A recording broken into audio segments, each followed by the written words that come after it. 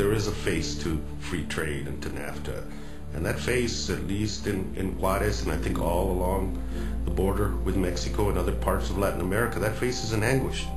These trade agreements do not benefit poor people in Mexico. Well, here we were at the border, where on one side of the border there are workers who are paid probably 10 times at least more than workers on the other side of the border for the same job. And of course that's why American companies and others want to cross the border so that they can pay people a non-living wage. And that's what I saw. NAFTA has resulted in the exploitation of the Mexican worker, the loss of jobs here in this country, and the only ones who have benefited, quite frankly, are these multinational corporations which are engaged in this exploitation.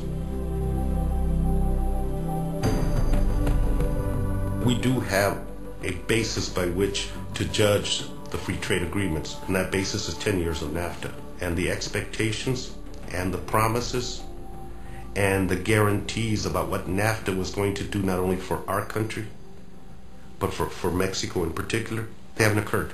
My visit to Mexico was an absolute eye-opener. I've shared that with my constituents and others, and they just said, why are we doing these things? 10 years ago, the people in Mexico truly thought they had a bright future ahead of them, and now their stories are devastating. What you're really touching on is the unintended consequences of globalization and the moronic belief that while it is bad for American workers, that somehow it is good for poor people all over the world, that we are raising their standard of living. And what we saw in Mexico is clearly that is not the case. We have seen American jobs go to Mexico. And in turn, we haven't seen the life of the Mexican worker improve. Actually, the standard of living of the average worker in Mexico has gone down. And I had heard of the effects of NAFTA on the Mexican worker, but it wasn't until I saw it with my own eyes and actually talked to the people who are suffering this exploitation that I realized how evil this system is.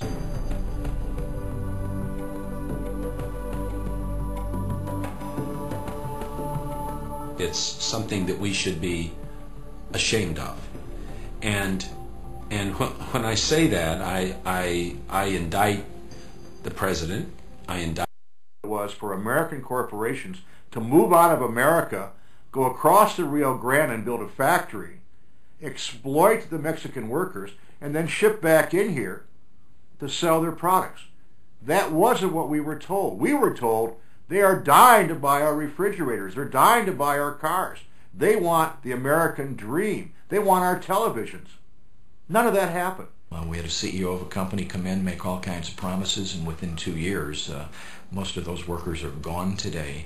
The company got everything they wanted from the Congress, and in fact, the workers got the shaft. The people who are proposing these trade agreements could care less about the average American, could care less about poor people in the developing world. They're in it for one thing and one thing alone, that is to increase the profits of the company. The race to the bottom in countries where the American corporations are going in and fighting not for the future, but fighting for this quarter so that their profit statements look good, so their numbers on Wall Street go up, so that they personally make a lot of money.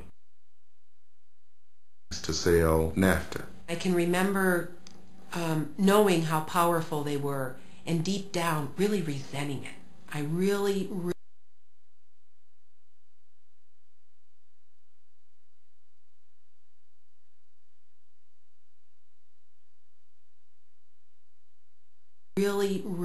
felt their power, but I knew what we were up against because I didn't have the money to get on those morning talk shows on Sunday morning as they did. I was actually denied the ability to go onto those programs and speak my piece because Archer Daniel Midland and the proponents of NAFTA sponsored the time. So then I really understood for the first time as a member of Congress how powerful they really were. And we should not barter away the livelihood of workers to the benefit of a few greedy corporations. I can tell you the next time a CEO testifies before my committee or any committee of the Congress. I'm not going to listen to what they tell us. I'm going to look at what they have done. And the CEOs of the major corporations, in particular the manufacturing corporations in the United States today, do not have a very good track record of keeping their word. What they have a good track record at is trying to increase their profits on the backs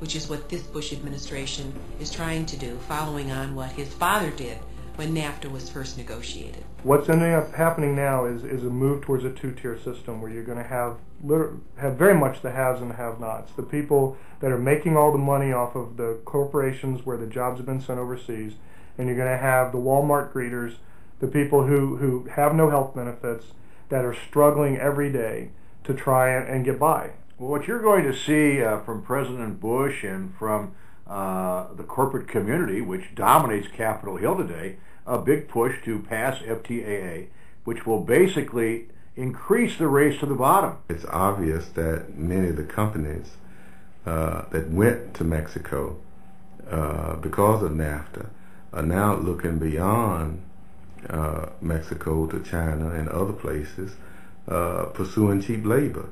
Now we want all of Latin America. So you're talking about dozens of nations. We're talking about China, India, all these trade accords with populations so much larger than ours. We just won't have any more jobs to give away. They'll be gone. And these very large companies will play off one country against our marketplace. These are the people that are over on Capitol Hill with their lobbyists saying, we need more trade agreements like NAFTA, because they made a ton of money on NAFTA, and now they want to do the same thing, finding even cheaper labor in Guatemala, Chile, or wherever in South America. We're going to have to elevate the role of workers in those trade agreements. We're going to have to consider environmental standards. We live on one planet. And so if we're going to harmonize our trade agreements in this 21st century so that all people can prosper, so then they're not living in abject poverty, so that it's not just all about the rights of capital, then we're going to have some sensible trade agreements. The ones that are on the table right now are not. We have to develop trade policies that work for the workers of America, work for the workers of Mexico, and not just for the large corporations. But unless people get active, become involved in the public debate over trade deals, then we could very well have future trade deals coming online that will be equally as harmful as the ones that we've had in the past. And rather than us to rush to judgment on new expanded free trade agreements, let's take time and look at where we failed. Let's take time to look at labor agreements as part of any free trade, fair policies for industries and the farmers of Latin America, and more importantly, the environmental issues that are contributing so much to the poor health that we'll see all over the border. We've got to insist on some international standards, an international minimum wage, standards to address both worker safety, the environment, and a number of other issues. And we can write that into these trade agreements to make sure that human rights, workers' rights, and environmental protection are put into these agreements. But we still do have the power.